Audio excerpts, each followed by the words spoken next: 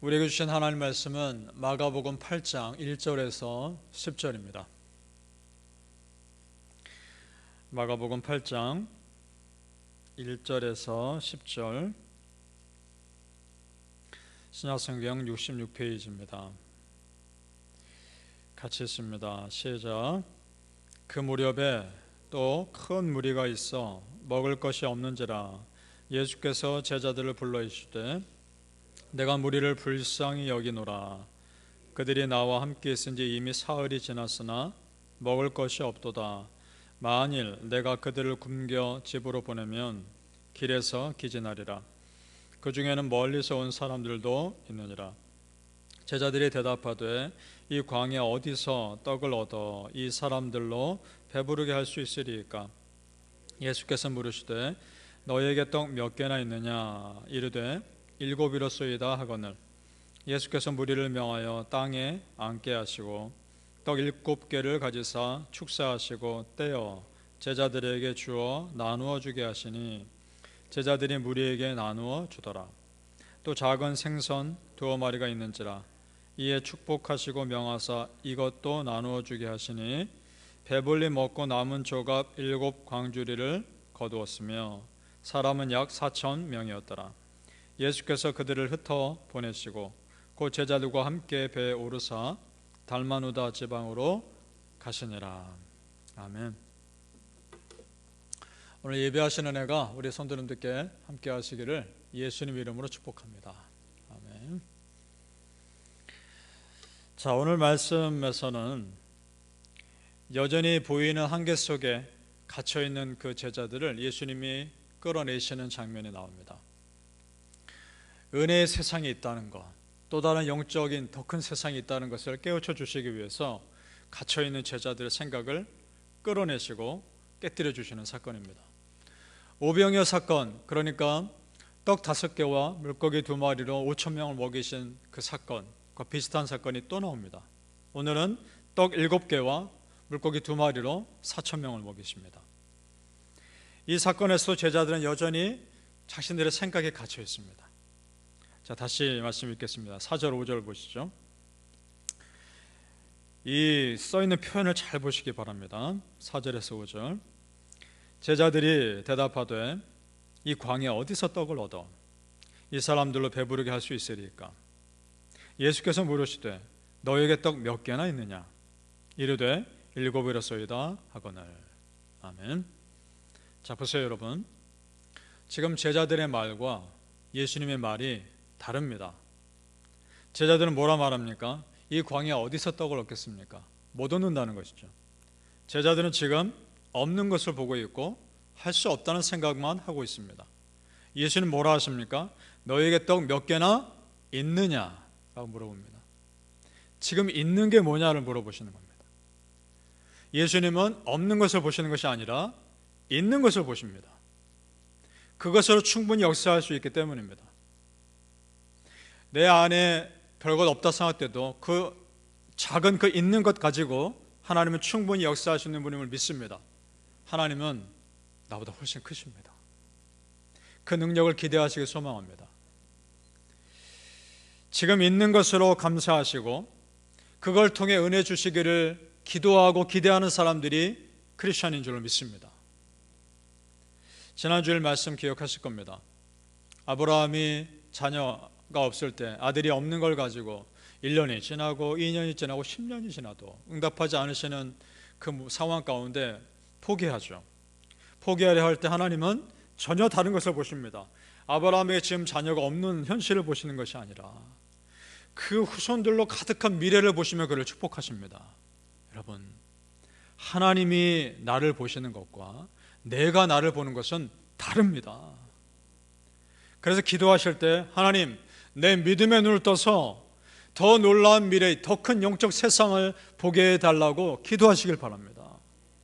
보여주시리라 믿습니다.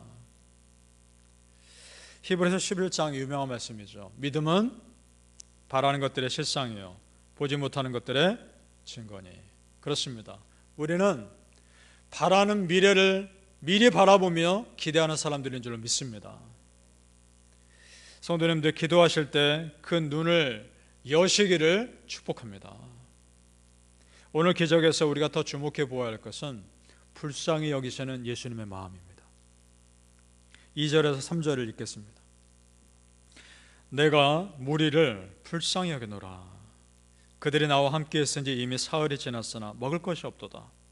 만일 내가 그들을 굶겨 집으로 보내면 길에서 기진하리라.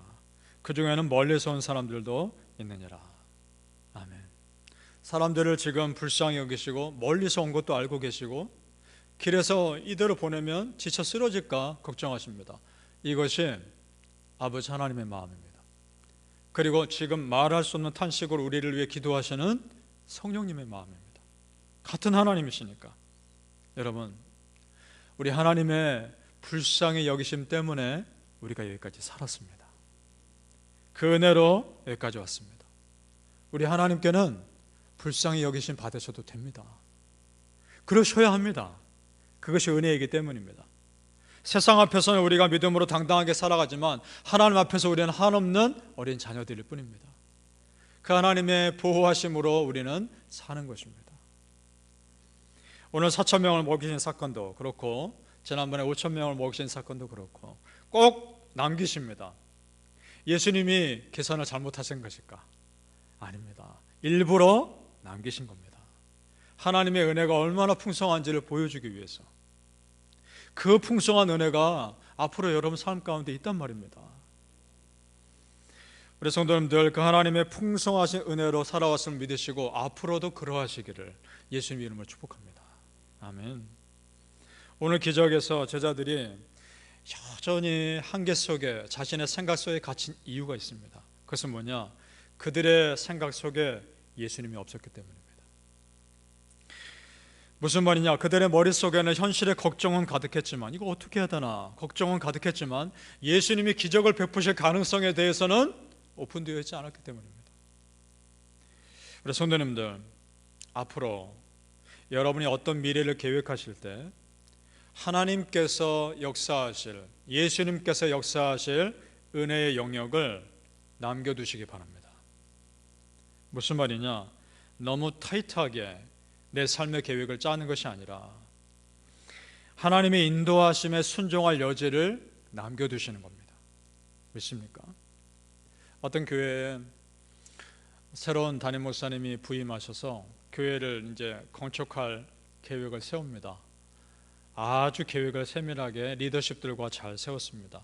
마지막 회의 때 이제 원로 목사님 모셔놓고 말씀을 듣고 조언을 듣고 싶어 모셨습니다. 다 듣고 나서 그 원로 목사님이 딱 한마디를 하셨답니다.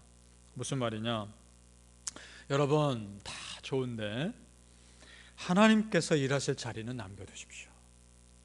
그 말 한마디 딱 하셨답니다. 마찬가지입니다, 여러분. 나로서는 할 수 없지만 예수님만이 하시는 영역이 있습니다. 나로서는 감당할 수 없지만 예수님의 은혜가 커버되셨을 때 역사하시는 영역이 있습니다. 그걸 기대하시고 여러분의 앞으로의 계획 속에 그걸 포함시켜 놓으시길 바랍니다. 어찌 보면 세상 눈으로 보면 모험일 수도 있습니다. 그러나 하나님 나라에서는 당연한 것입니다. 믿습니까? 사랑하는 성도님들, 지금만을 보고 낙심하고 실망하지 마시고 예수님께서 바꾸어 가실 미래를 기대하고 기도하시기를 예수님 이름으로 축복합니다. 아멘. 이렇게 은혜의 가능성으로 제자들을 끌어내시고 예수님은 이제 더 본질로 들어가십니다. 더 핵심으로 들어가십니다. 그것은 십자가입니다. 우리 하나님의 은혜의 최고의 절정은 십자가입니다. 믿습니까? 우리 예수님 십자가 지기 위해 오셨습니다. 그리고 십자가에서 죽기 위해 오셨습니다. 그 십자가에서 죄의 사실을 다 끊고 우리에게 영원한 생명을 주시기 위해 오셨습니다. 믿습니까? 그 십자가 외에 다른 무엇이 우리에게 의미 있겠습니까? 우리 성도님들, 오직 십자가만을 자랑하시기를 소망합니다. 그렇다면 예수님의 제자들을 향한 도전의 메시지를 보죠. 우리 같이 읽겠습니다. 34절입니다. 우리에게 하시는 말씀입니다. 시작. 무리와 제자들을 불러 이르시되 누구든지 나를 따라오려거든 자기를 부인하고 자기 십자가를 지고 나를 따를 것이니라. 아멘. 잘 보세요, 여러분. 예수님이 십자가 대신 져주시는 거 아닙니다. 내가 지고 가야 할 내 십자가 있습니다. 누구나 예외 없습니다. 그 십자가 당연하게 여기시기 바랍니다. 나한테 십자가가 없는 삶을 바라지 마시고 십자가를 은혜 가운데 지고 갈 삶을 기대하십시오. 그때 그 십자가가 세워졌을 때 하나님께서 우리를 어떻게 평가하실지를 기대하십시오. 그래서 예수님은 십자가를 지고 가는 이 삶을 우리에게 말씀하신 겁니다. 우리 크리스천의 삶 결코 편안하지 않습니다. 결코 쉽지 않습니다. 그러나 그만큼 지켜갈 만큼 거룩할 가치가 있습니다. 아멘. 오늘 예수님께서 십자가 지고 따르는 삶 하기 전에 그래서 중요한 질문을 우리에게 하십니다. 29절 말씀 같이 읽어보죠. 29절 올라가서 시작. 또 물으시되 너희는 나를 누구라 하느냐? 베드로가 대답하여 이르되 주는 그리스도시니이다. 아멘. 이 질문이 아주 중요합니다. 왜냐? 나에게 있어서 예수님이 어떤 가치인가에 대한 질문이기 때문입니다. 이거 오늘 우리가 하는 질문입니다. 너희는 나를 누구라 하느냐? 이 질문에 어떤 답을 하느냐가 굉장히 중요한 겁니다. 바꿔 말하면 이 질문이 이런 겁니다. 너에게 나 예수는 누구냐? 네 인생을 다 걸 만큼 나 예수는 너에게 정말 중요한 존재냐? 묻고 있는 겁니다. 여러분 어떠십니까? 여러분에게 예수님은 누굽니까? 여러분에게 예수님은 여러분 삶에 과연 몇 %를 차지합니까? 여러분 100%입니다. 제가 조금 전에 예수님께서 우리의 삶에 일하실 영역을 남겨두셔야 한다고 말씀드렸는데 사실은 우리의 삶의 모든 영역의 주인은 예수님입니다. 작은 것 하나라도 모든 것 다 예수님 뜻대로 살아야 하는 것이 맞습니다. 다 맡기시길 바랍니다. 예수님 십자가 때문에 내 삶은 달라진 것이고 달라질 것이고 예수님의 십자가 은혜로 내가 은혜의 가능성에 새롭게 오픈된 것입니다. 믿습니까? 사랑하는 성도님들, 나의 전부이신 예수님 정말 사랑하시고 평생을 예수님 잘 믿으시기를 예수님 이름으로 축복합니다. 아멘. 기도하겠습니다. 아버지 하나님, 예수님 잘 믿게 하여 주시옵소서. 정말 무엇보다 예수님 잘 믿는 삶 살게 하여 주옵소서. 다른 것 없어도 좋습니다. 다른 거 이루어지지 않아도 괜찮습니다. 내가 예수님 잘 믿는 사람으로 남게 하여 주옵소서. 그 십자가 끝까지 든든하게 붙잡고 살게 하여 주시옵소서. 그 십자가가 내 목숨보다 더 귀하게 하여 주시옵소서. 우리 예수님 나를 위해 그 죽으신 십자가 평생을 의지하며 그 십자가의 은혜로 살게 하여 주시옵소서. 감사하며 예수님 이름으로 기도합니다.